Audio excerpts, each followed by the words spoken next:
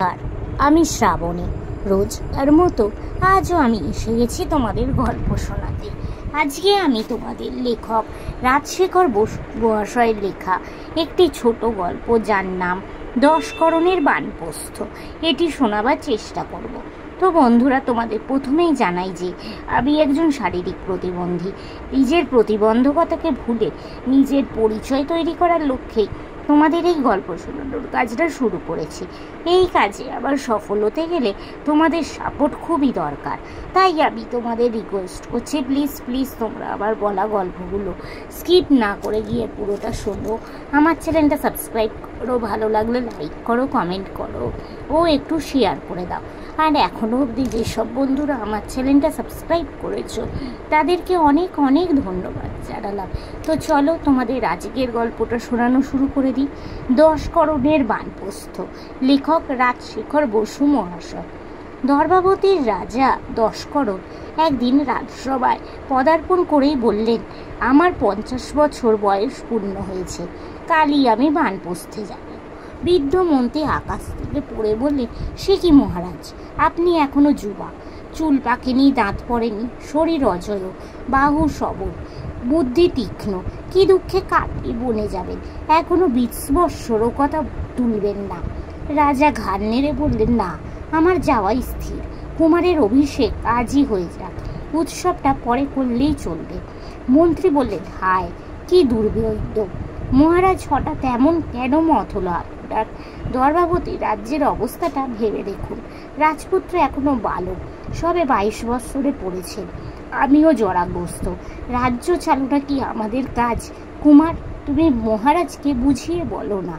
কুমার নতমস্তকে উত্তর দিলেন, আমি আর কি বলবো, পিতা যদি ধর্মাত্মে 3য় আশ্রম গ্রহণ করেন তবে আমি তাতে বাধা দিয়ে পাপের ভাগী হব কেন?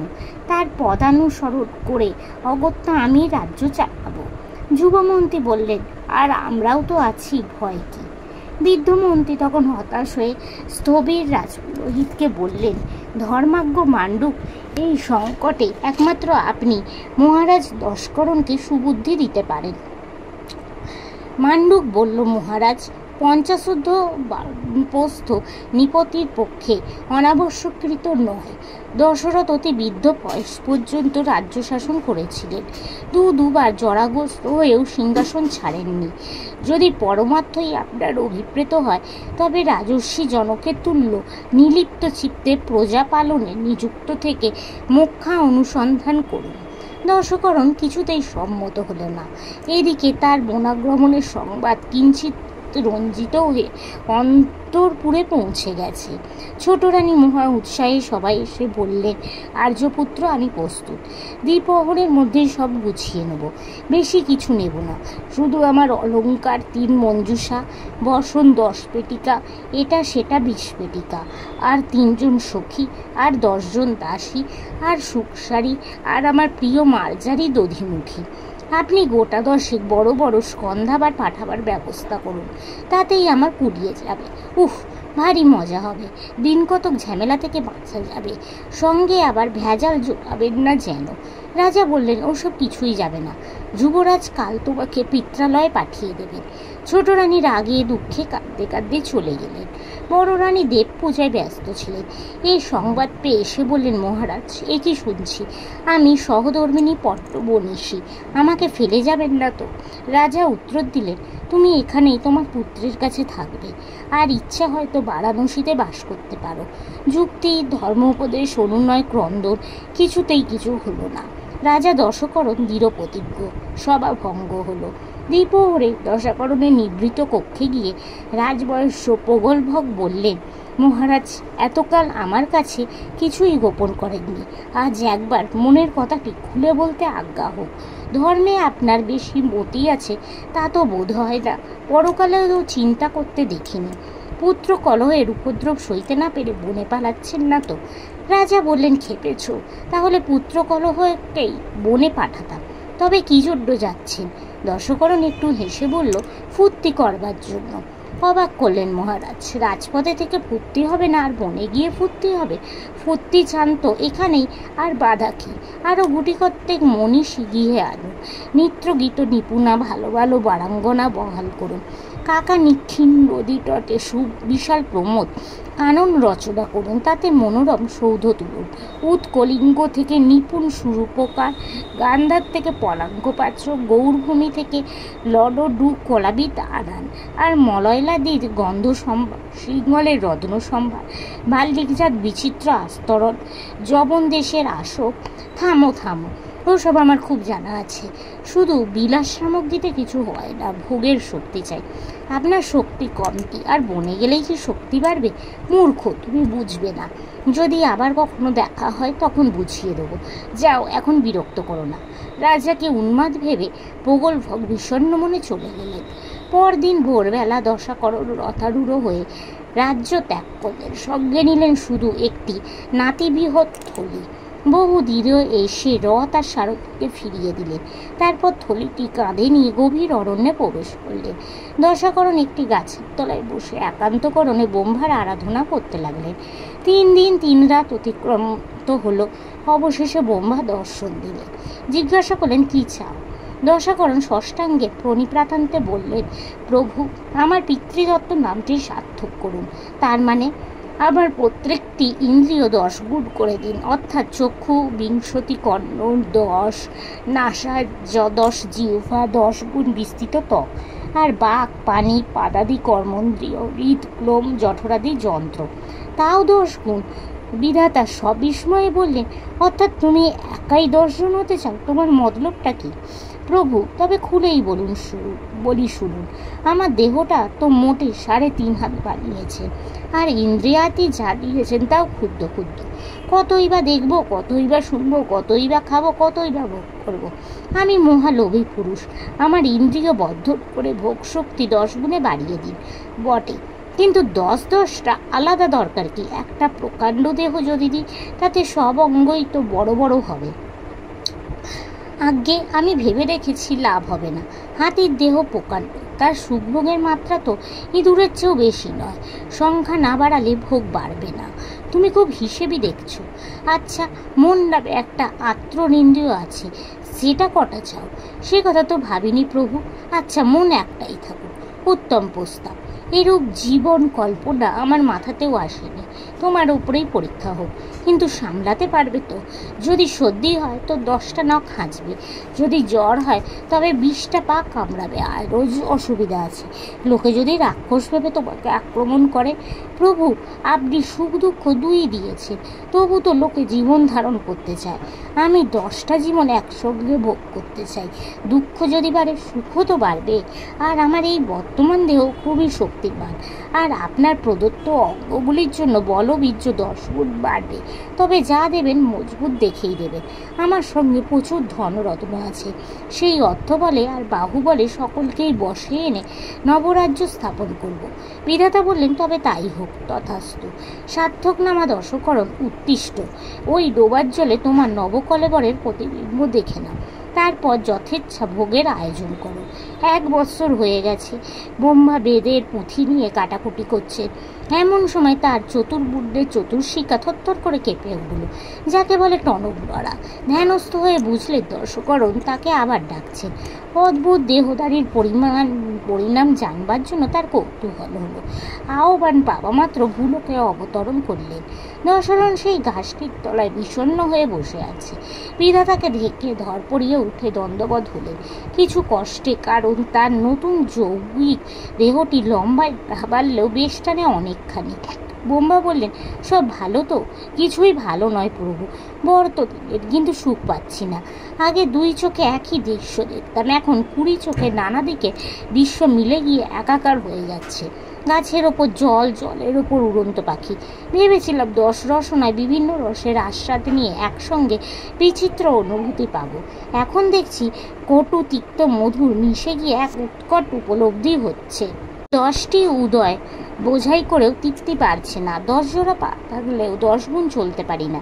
সব অঙ্গেরই 1 দশা। আচ্ছা, আপনিও তো চতুরানন, চতুর্ভুজ কীরকম বোধ করেন? কিছুই বোধ করি না। ওসব মাথা মুন্ড আমার নিজের নয়। মানুষ সৃষ্টি করবার পর হঠাৎ একদিন দেখি আমার 4টে মাথা 4টে হাত গজিয়েছে। এ হচ্ছে মানুষের কাজ। তারা আমার সৃষ্টির শোধ তুলছে আমারই গন্ধে। তা এখন কি চাও বলো, আপনিই বলুন কি করলে আমার উদ্দেশ্য সিদ্ধ হবে। বাপু, পরামর্শ দেওয়া আমার কাজ নয়, আর তোমার উদ্দেশ্য যে কি তাও স্পষ্ট করে ধারণা তোমার নেই। যা চাও নিজেই স্থির করে বলো। আমার একটা মনই গোলযোগের কারণ, এখন কৃপা করে 10টা মন দিন, তাতে প্রত্যক্ষগুলো আর জট পাকাবে না, আলাদা মনের খোপে খোপে থাকবে। ব্রহ্মা তথাস্তু বলে প্রস্থান করলেন। আরও 1 বছর কেটে গেছে। ব্রহ্মার আবার টনক নড়ল। দশকরণ ডাকছেন। বিরক্ত হয়ে বললেন, আহ, লোকটা জ্বালিয়ে মারলে।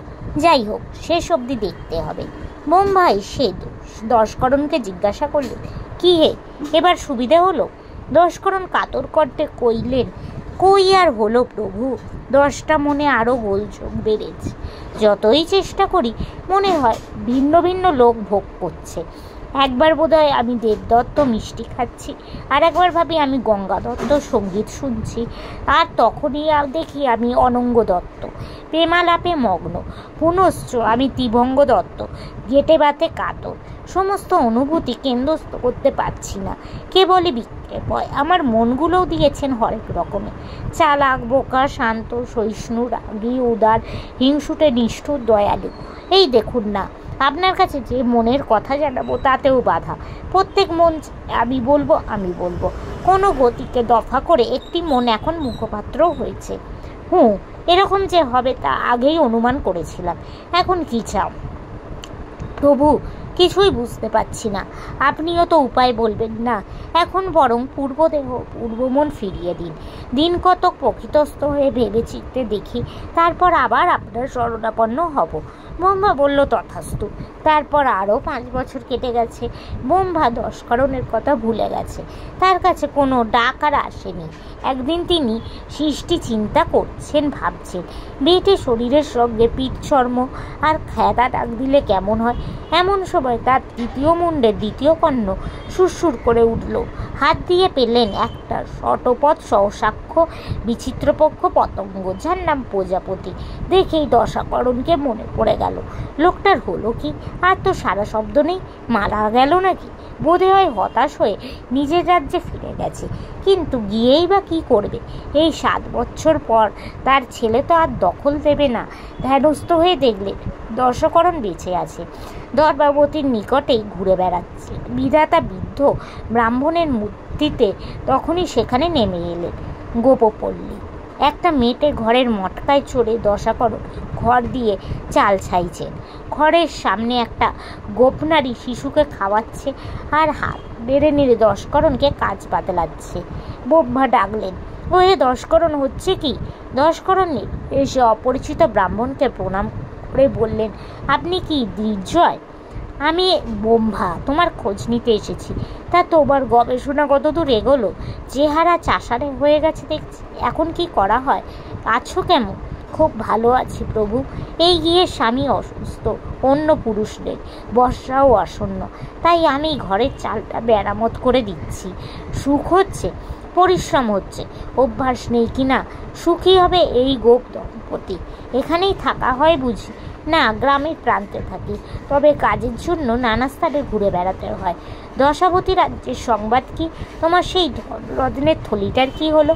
রাজ্যপুত্রের হাতে, আর ধন যা এনেছিলাম তার কিছু খরচ হয়ে গেছে, অবশিষ্ট রাজকোষে ফেরত দিয়েছি। রাজ্যের লোক এখন আর আমাকে চিনতে পারে না, আর দুরাভ্যসী নেই জেনে কেউ অনিষ্টিও করে না। রাজমনীষীরা কোথায়? জ্যেষ্ঠা পত্নী আমার কাছেই আছে, কনিষ্ঠা আসতে চান না। তাহলে আবার সংসার ধর্ম করছো? আমি ভেবেছিলাম বুঝি বানপ্রস্থের অন্তে সন্ন্যাস নিয়েছ। তোমার সেই উৎকট খেয়ালের কি হলো? সেই মহাভগায়ত দেহা সংঘাত? দশকরণ সহাস্যে বল, শেষ অবশ্যই সমাধান হয়ে গেছে প্রভু। আমি এখন দশকরণ নেই, কোটিকরণ, আরও একীকরণ হয়ে গেছে। গেছো বাধা 10টা দেহ, মনের দরকার কি? দেখছি যত জীব আছে সব মিলে আমি এখন ভোগেরই আত্মা নেই। ভারী সুবিধা হয়েছে, সকলের সুখ দুঃখ পৃথক করে বুঝতে পারি, একত্রেও বুঝতে পারি। কীরকম? সেদিন বাঘে একটা গরু মারলে, অবলা গরুর মৃত্যুযন্ত্র আর ক্ষুধার্ত বাঘের ভোজন সুখ দুই বুঝলাম। গ্রামের লোক মিলে কুঠারাঘাতে বাঘটা মারল, অসহায় বাঘের আর্তনাদ আর দলবদ্ধ গ্রামবাসীর উল্লাস তাও বুঝলাম। ভালো মন্দ সবই নির্বিকার সাক্ষী হয়ে দেখো। তা কেন দেখব? বাগদাকে প্রথম মার আমিই দিয়েছিলাম। মৃগয়া অভ্যাস আছে কিনা? আপনি অপক্ষপাতে ভালো মন্দ মিশিয়ে জগৎ সৃষ্টি করেছেন, আবার প্রবল স্বার্থবোধেও বাধা দিয়েছেন। তাই মানুষ বাঘ গরু মারে, মানুষ বাঘ মারে, মানুষকেও মারে। যখন রাজা ছিলাম তখন নিজের সুখটাই অগণ্য ছিল। তারপর সুখবৃদ্ধির নতুন উপায় মাথায় এলো। আপনার পরে 10 বনা হলাম। নিজের 10টা অংশে স্বার্থসিদ্ধি তো হলো, কিন্তু সময় নষ্ট করা যায় না, তাই রফা করতে হলো। যথাসম্ভব সব কটাকে সুখে রাখবার চেষ্টা করতাম, না পারলে গোটা কতককে নিগৃহীত করতাম। তারপর স্বার্থবুদ্ধি আরও ব্যাপক হলো। বুঝলাম 10টা দেহ মন যথেষ্ট নয়, একসঙ্গে জড়িয়ে থাকাও অনর্থকর, পৃথক থেকেও একত্ব বোধ হয়। এখন কোটিকরণ হয়েছে, বিস্তর ইন্দ্রিয়, বিস্তর দেহবন, তাই মধ্যম পন্থা বেশি শিখেছি। সর্ব অবয়ব লাভাভাব বুঝে চলতে হয়। তবু আপনার মতো নির্মম সাক্ষী হয়ে থাকতে পারি না। লাভালাভ বিচারে ভুল করো না। করি বই কি, সেটা আপনার দোষ। যেমন বুদ্ধি দিয়েছেন তেমনই তো হবে। ঘষে মেজে থেকে শিকার কতই বাড়াবো। আচ্ছা 10 করণ বুঝলাম, তো অনেক দেহ অনেক মন, কিন্তু তোমার আত্মা কটা? সমস্যায় ফেললেন প্রভু।